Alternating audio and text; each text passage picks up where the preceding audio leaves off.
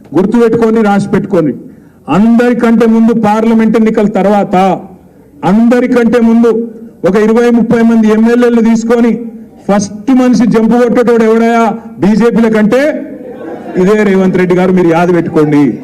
ఇప్పటికి నేను 10 సార్లు అన్న ఈ మాట, ఇప్పటికి నేను 10 సార్లు అన్న ఈ మాట. మీకు అనిపిస్తుంది ఆశ్చర్యంగా, ఏ గట్ల పోతాడన్న ఎవడనా, ముఖ్యమంత్రి పోతాడన్న ఎవడనా మీకు అనిపిస్తుంది. చూస్తలేమా మనం? ఎలక్షన్ తర్వాత రేపు జరిగేది పక్కా ఒకటే.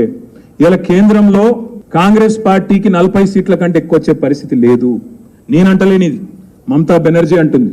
ఇండియా అలయన్స్ లో ఉన్న పార్ట్నర్సే అంటున్నారు, దేశం మొత్తం కలిపి కూడా కాంగ్రెస్ కు 40 సీట్ల కంటే ఎక్కువ వచ్చే పరిస్థితి లేదు. మరి ఎవడాపాలి బీజేపీని? ఎట్లా ఆపాలి? ఎవరు గట్టిగా గొంతిప్పి కొట్లాడాలి కేంద్రంలో అంటే ఇవాళ దమ్మున్న నాయకులు ఎవరు ఉన్నారంటే ప్రాంతీయ నాయకులే ఉన్నారు.